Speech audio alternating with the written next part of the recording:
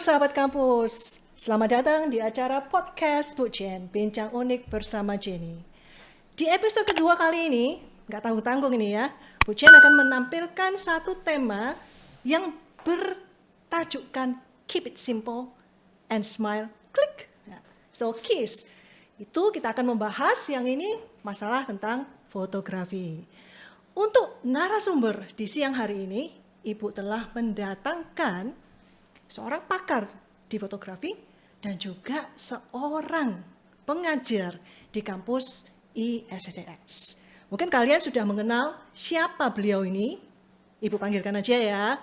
Halo, selamat siang Pak Herman. Halo, Apa kabar? Selamat siang Bu Jenny, kabar baik-baik. Baik ya Pak ya? Baik-baik, selamat siang juga semuanya. Iya, tajuknya ini menarik sekali nih Pak Herman ya. KISS, Keep It Simple and Smile, Click. That's the motto ya Pak, itu motonya. Sekarang yang ingin saya tanyakan sebelum kita lanjut untuk pertanyaan-pertanyaan lebih serius ini, Pak Herman, kira-kira di kampus ini ngajar apa toh? Kok tiba-tiba ada fotografi, itu gimana itu Pak Herman?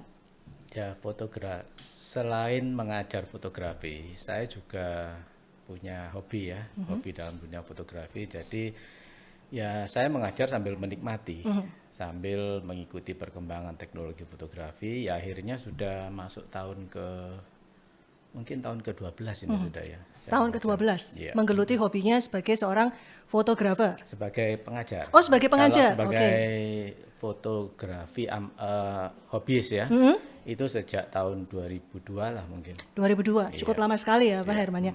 Sekarang kan zamannya tuh sudah nggak pakai lagi kamera yang gede-gede ya Pak Herman, walaupun kita juga belajar tentang kamera tuh. Sekarang ini lebih simple, ya lebih simple kita menggunakan kamera handphone misalnya, kemudian cetik, klik sana, klik sini, pose sana, pose sini gitu Pak Herman ya.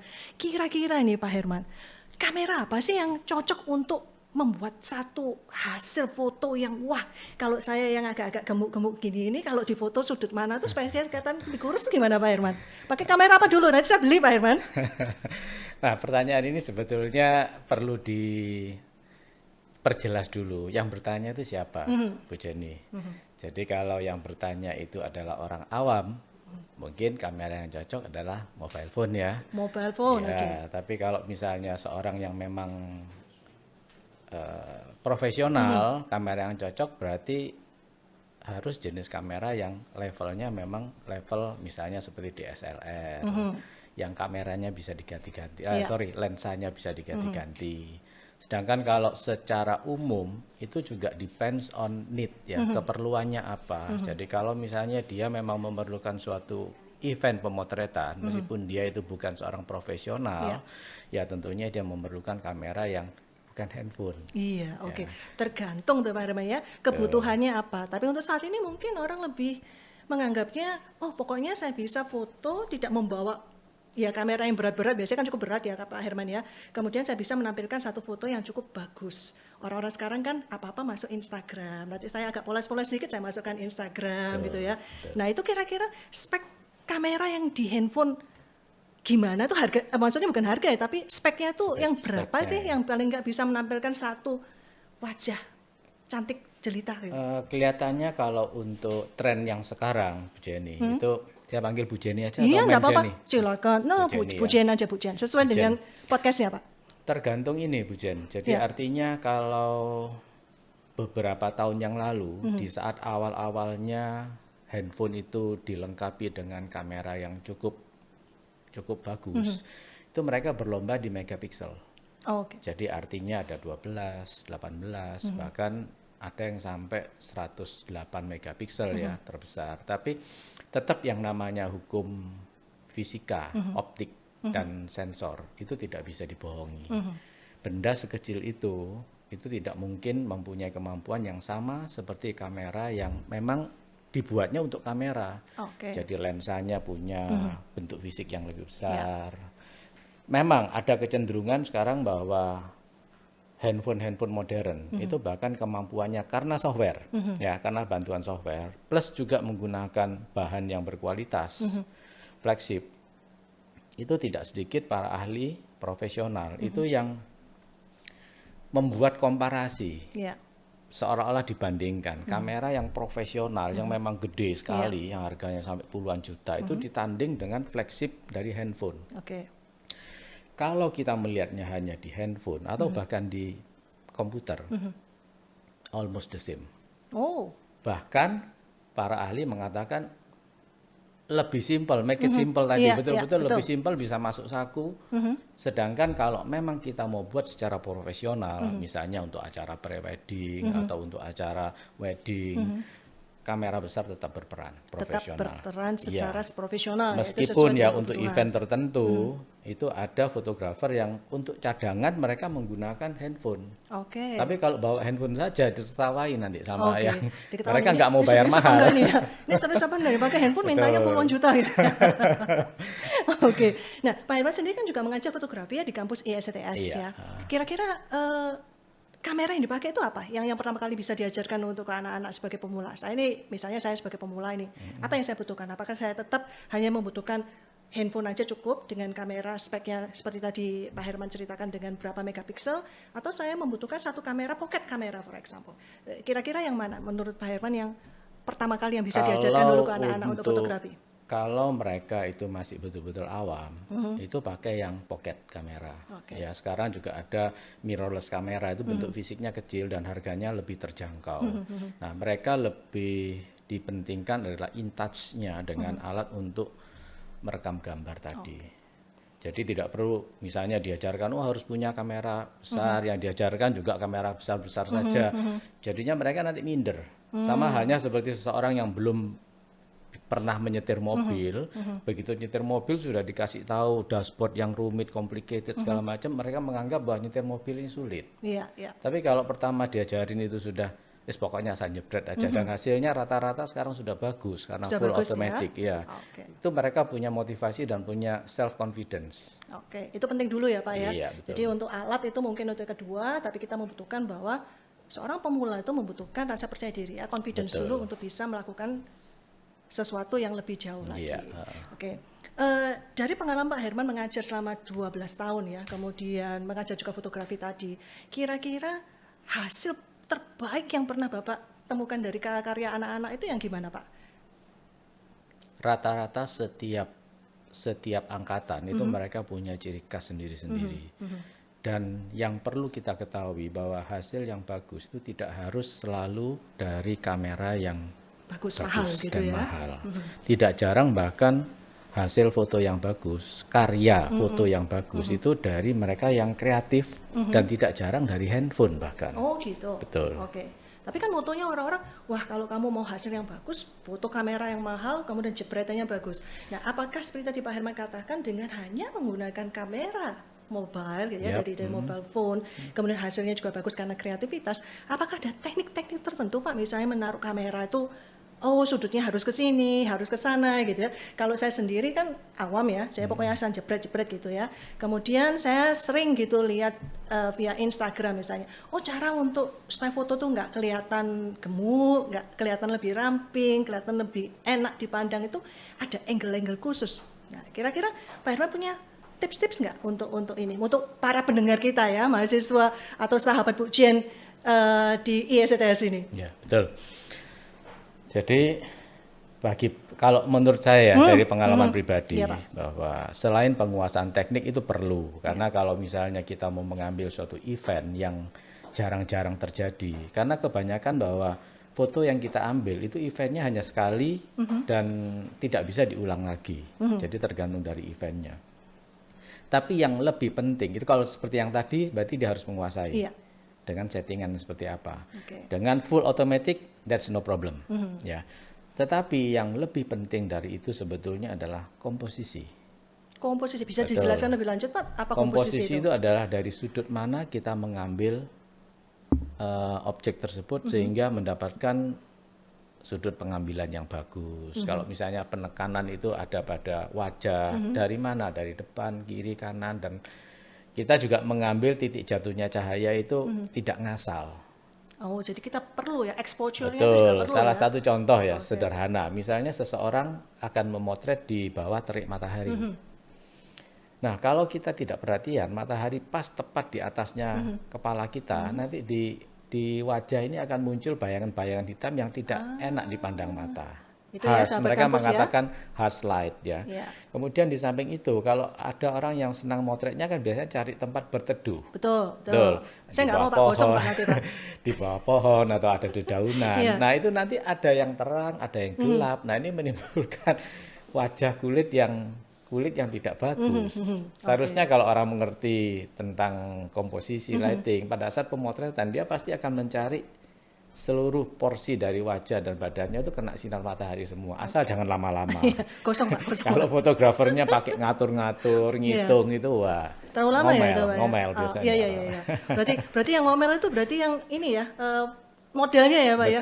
Oh, panas cepet ini. Nah, selain itu kalau misalnya model bukan hanya sekedar itu.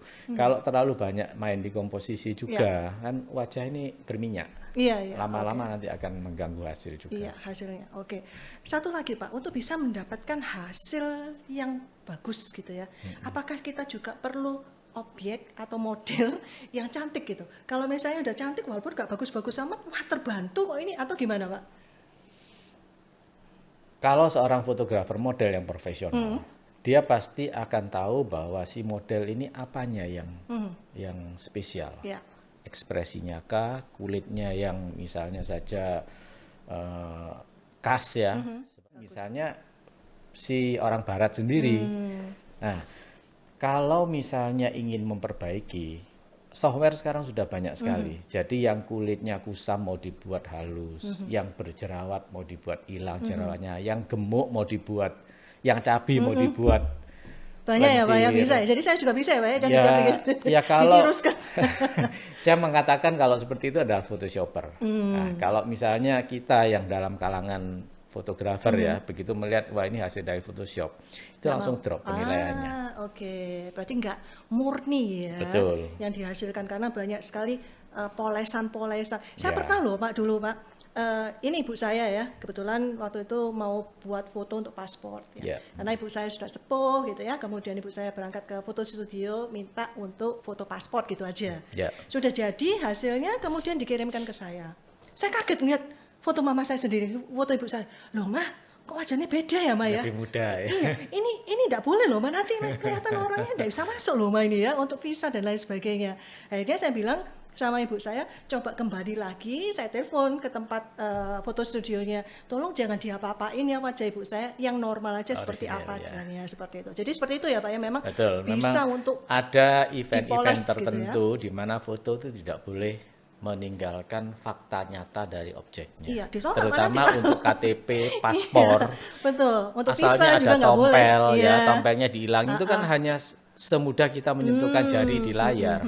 Dia bisa jadi itu nggak boleh. Oke. Pak Herman, kan kampus kita ini ISTS ya. Ya. Lebih berkecimpungnya adalah di dunia informatika gitu ya.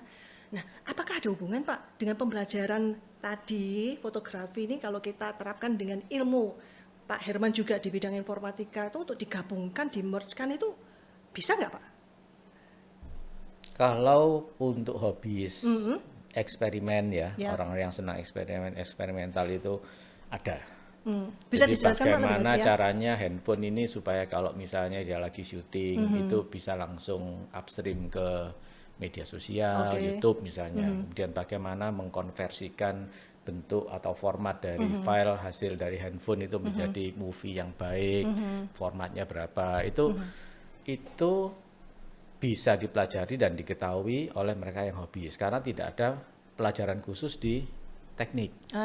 Tetapi kalau di desain produk dan desain Komunikasi, visual, ya. komunikasi visual, Ya. karena itu memang adalah cara berkomunikasi secara visual, termasuk salah satu adalah kamera itu adalah salah satu alat untuk memvisualisasikan. Iya. Iya. Jadi ya otomatis mereka harus incas ya di device-device ini. Oke, berarti desain produk terutama yang lebih spesifik itu adalah di kafe. komunikasi ya, di kafe ya. Ya. Desain komunikasi visual. Kalau desain produk itu mereka mendesain suatu produk, bagaimana caranya supaya produk ini bisa dijelaskan kepada orang detailnya, kemudian cara kerjanya, itu kan bukan hanya semata-mata di foto begitu aja. Betul. Tapi mereka harus mengambil, nah tadi komposisi, Iya. kemudian di bagian apa ada penekanan. Nah itu Dari semua harus produk tadi betul. itu ya. Mereka harus menguasai terutama di lighting. Iya, oke. Ini menyangkut kedua jurusan tadi itu Pak ya, terutama untuk visual. Namanya visual kita melihat apapun itu, apakah foto, apakah lukisan. Terkadang kalau misalnya kita lihat lukisan ya, wow, lukisan itu seolah-olah hidup ya, sama seperti foto. Wow, seolah-olah foto ini real ya, gitu tuh. Gimana Pak, dan kok bisa seperti itu ya Pak ya? Kalau saya orang awam sih, wah ini hebat sekali nih pasti fotografernya ini gitu. Begini Bu Jenny ya, ada kalanya seorang itu yang memang dia itu punya hobi dalam dunia fotografi.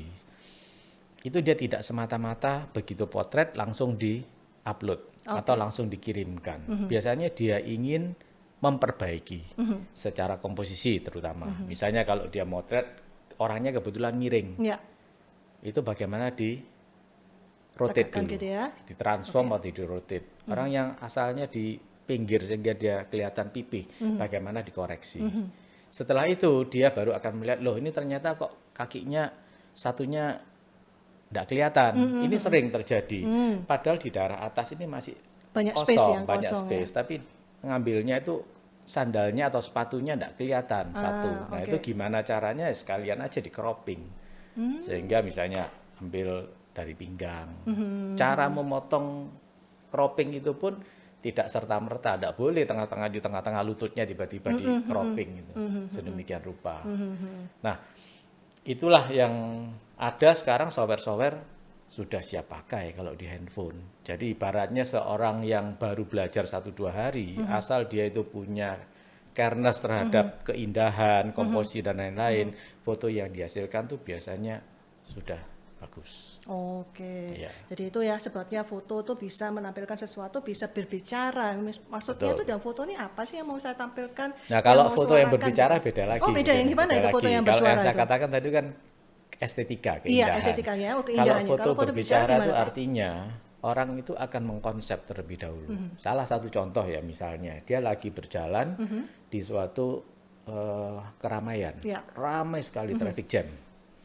Kemudian dia ingin berbicara bahwa ini nggak benar, seharusnya jalan ini nggak boleh Rame gitu. macet, Ah, padahal ada polisi. oke. Nah, caranya dia melukiskan tuh entah dia caranya gimana, dia boleh motret 2 kali atau dia pindah ke tempat tertentu di mana kelihatan traffic light-nya dan dia akan mengambil sudut tertentu yang ada polisinya yang lagi ber-HP. Dia tidak peduli dengan keributan. Nah, dari foto itu saja orang bisa menangkap. Foto ini berbicara. Oke, Di maksudnya mana itu ya. ada traffic jam tapi petugas yang careless. Oke. Ya, semacam Ya, itulah. ya. Foto berbicara ya. Kalau kita lihat banyak sekali misalnya pameran-pameran foto ya. Dari situ kita bisa melihat oh ternyata ada anak kecil lagi bermain ya, membicarakan tentang sukanya pada saat kecil ya, Ekspresi bahagia, yang bahagianya dengan ekspresinya. taman bermain itu Iya. sudah mempunyai satu Iya. konsep. Iya, iya, oke. Jadi bukan semata-mata bahwa oh kamera ini bagus resolusinya, pakai tele bisa Iya. tajam. Terus langsung hasilnya bisa bagus kayak gitu ya, nggak Itu bisa anak ya. SD juga bisa, SMP Anak juga SD bisa. ya. Saya juga bisa berarti ya Pak ya. Cuma foto yang tele yang besar itu ya Pak ya. Iya. Nah sekarang gini Pak, kan banyak sekali kalau kita lihat terutama di Instagram ya Pak ya.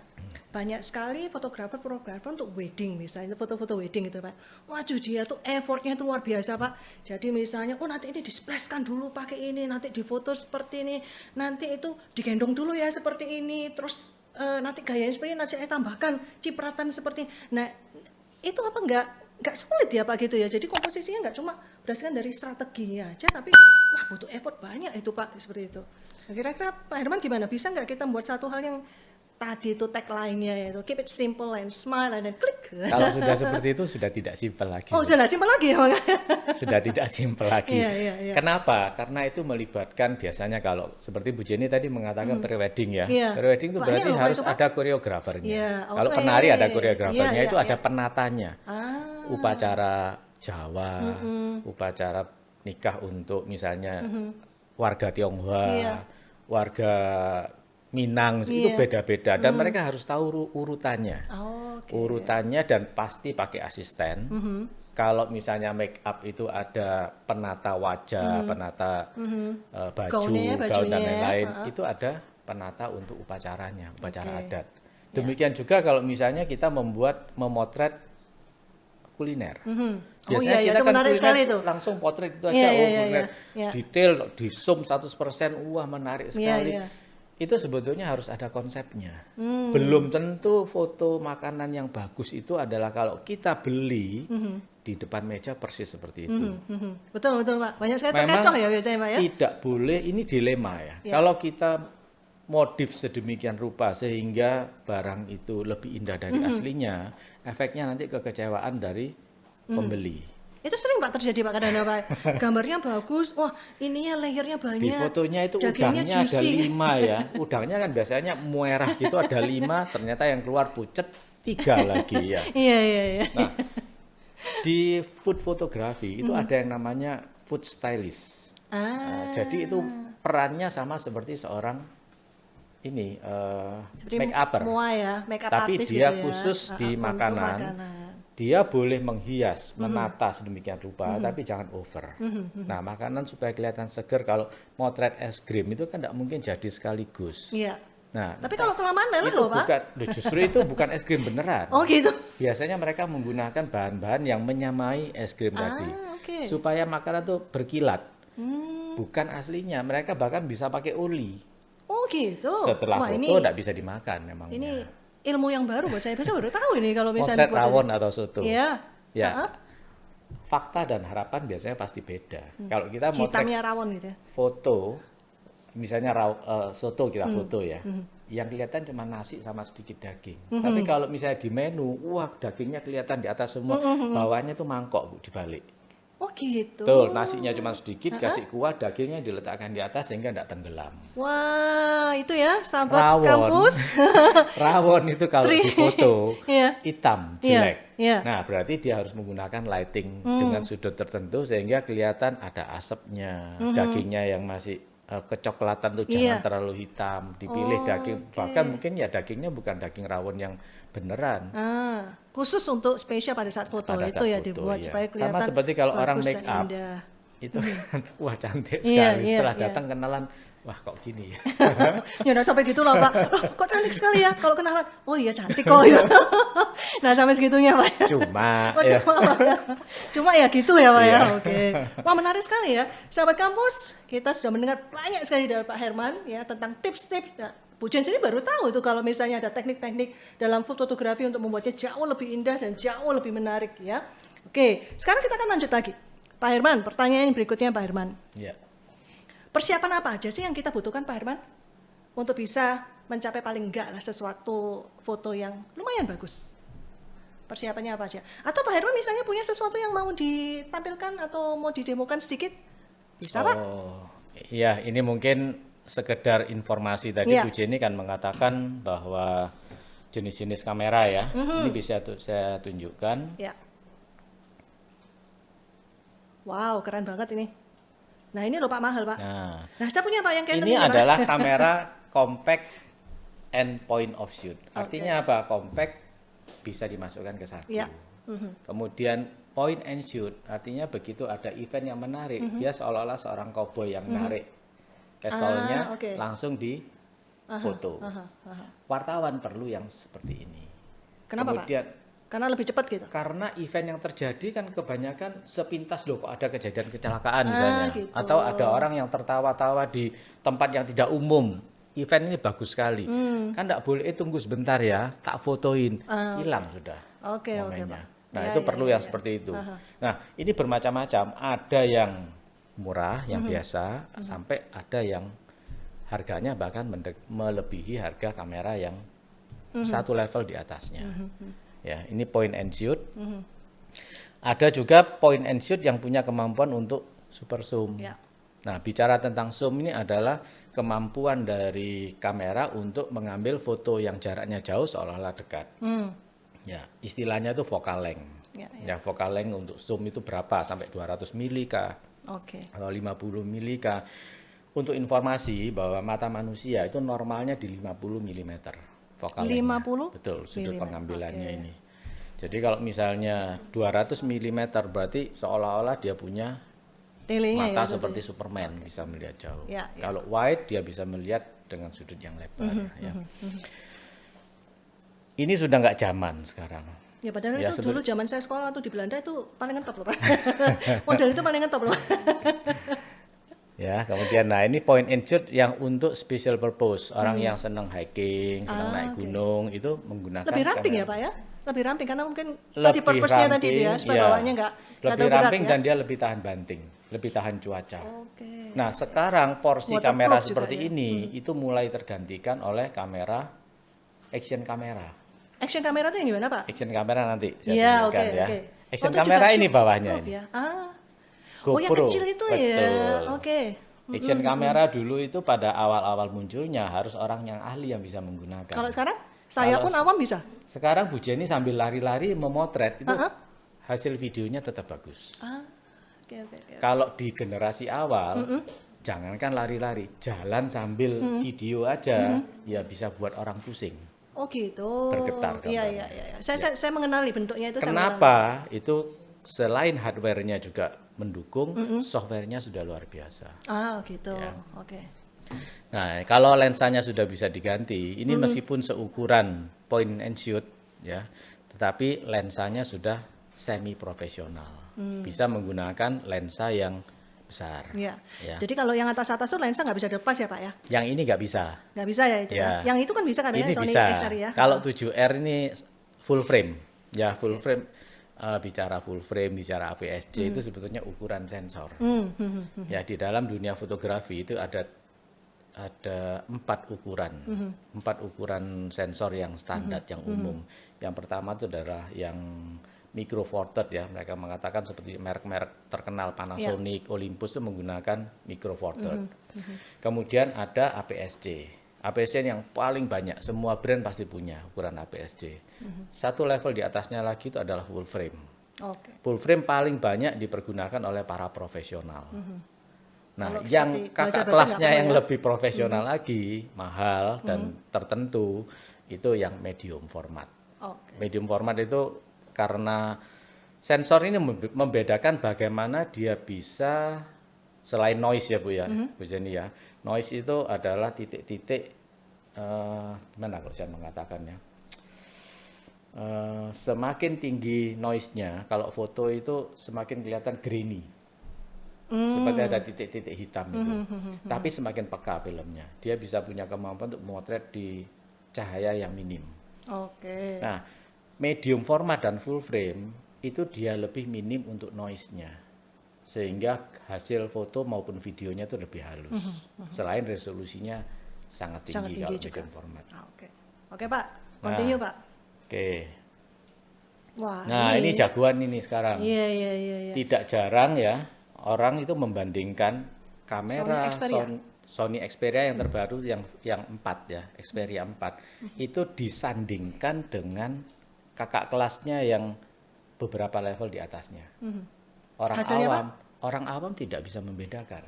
Orang awam ya Pak ya? Orang awam Pokoknya bahkan hasilnya seorang bagus ahli ya. pun kalau hanya melihat di handphone tidak bisa membedakan. Seolah-olah itu adalah hasil yang Betul. dari kamera Tapi yang kalau bagus kita ya. sudah bongkar, Bongkarnya itu gimana Pak? ya bongkar artinya setiap file foto maupun file video itu punya yang namanya file EXIF. Ibaratnya itu identifikasi dari seseorang. Jadi negaranya dari mana, warga negaranya, tinggi badannya. Nah, kalau di foto itu diberitahu sama dia lensanya pakai apa, full frame atau tidak, pengambilannya di mana. Pokoknya identifikasi lah. Nah, itu kelihatan. Oh gitu ya Pak. Ini Tapi kalau kamera biasa. kalau hasil biasa yang ditunjukkan, Betul. nah itu kita nggak bisa Tapi tahu ya. kepandaiannya, Iya. justru handphone itu lebih hebat dibandingkan dengan kamera besar. Kehebatannya Pak? Salah satu contoh ya Bu Iya. Jenny ya, kalau saya jalan-jalan misalnya saja ke tempat yang baru saya kenal, Ya. saya lebih senang membawa handphone. Kenapa? Karena saya foto pasti jadi, sinarnya pasti pas. Iya, iya. Saya tinggal bermain mau di tele lah, mau di zoom atau mau di wide. Bahkan dalam kondisi yang gelap sekalipun, handphone modern itu sudah bisa menciptakan gambar yang bagus. Oke. Kalau pakai kamera besar harus bawa tripod, harus ganti lensa, harus ini. Repot ya Pak ya? Ribet. Jadi nggak simpel lagi ya Pak ya? Karena tadi moto kita adalah simpel ya Pak. Oke, continue Pak. Ya ini jenis-jenis kamera yang sekarang itu yang pegang peran untuk handphone flagship itu mulai didominasi. Kalau dulu hanya Samsung, iPhone, Sony, tapi Sony sudah jarang dipakai orang. Iya, sekarang jarang ya Pak ya. Nah, merek-merek seperti Oppo, Huawei, Xiaomi bahkan itu sudah mulai menggerogoti pasarnya Samsung dan Sony. Oke. Gitu. Ya. Untuk hal ini ya, kecanggihan kameranya betul. ya. Nah, kalau ini adalah yang DSLR, yang full frame tadi yang saya katakan. Setiap brand itu punya level sendiri-sendiri juga untuk kelasnya full frame ini tadi. Nah, kalau orang baru belajar sudah kasih kayak ini seperti ini, yaitu tadi nyetir mobil ternyata sulit. Jadi nggak boleh lagi ya, mutung ya lagi. ini. Padahal nyetir mobil itu kan tinggal setirnya kalau belok kiri kan sama ke kiri, ngerem kan sama. Tidak mungkin remnya ada di kaki kiri, sama semuanya. Wow, menarik ya Pak. Nah itu jenis-jenis foto. Kita kembali lagi ke kembali lagi ke pertanyaannya Pak ya. Silakan. Nah ini kan banyak mitos ini Pak. Yang mereka tuh hanya ngerti bahwa untuk hasil yang bagus itu harus dengan teknik yang bagus, dengan kamera yang bagus. Ternyata itu nggak benar ya Pak? Nggak benar. Jadi kita bisa bilang bahwa mitos itu mungkin dengan seiringnya teknologi sekarang yang sudah luar biasa sekali, majunya dan canggihnya, kita bisa bilang bahwa hanya dengan menggunakan satu handphone saja dengan spek kamera yang cukup bagus, maka kita sudah bisa menghasilkan hasil karya foto yang bagus ya Pak ya. Oke. Begini, saya bisa memberikan satu analogi Bu Jenny. Lukisan yang bagus itu tidak semata-mata dihasilkan oleh seseorang yang tahu wah ini kanvasnya berkualitas. Oh ini tinta atau cat kuasnya semua berkualitas. Kemudian dia bisa menghasilkan lukisan yang bagus tidak. Seseorang yang punya pengalaman, punya sense of art yang tinggi, baru dia bahkan mungkin pakai yang kualitas nomor sekian hasilnya bisa akan jauh lebih bagus. Demikian juga kamera. Oke. Iya. Kamera kalau misalnya kita berpendapat bahwa kalau kamera mahal harusnya pasti bagus, ya anak SMA aja atau SD aja suruh belajar dia sudah tahu caranya, apakah hasilnya bisa bagus? Belum tentu. Berarti ini bilang bahwa ada harga, ada barang, ada akar hasil gitu ya. Kalau ini enggak ya Pak ya. Jadi bisa juga dengan kreativitas ya Pak ya. Oke.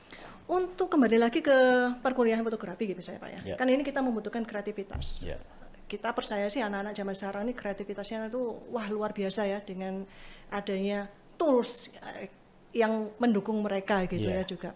Nah, kira-kira apakah ada satu hal yang unik atau kalau kita bandingkan dengan mahasiswa-mahasiswa yang lalu dengan mahasiswa-mahasiswa yang sekarang Pak?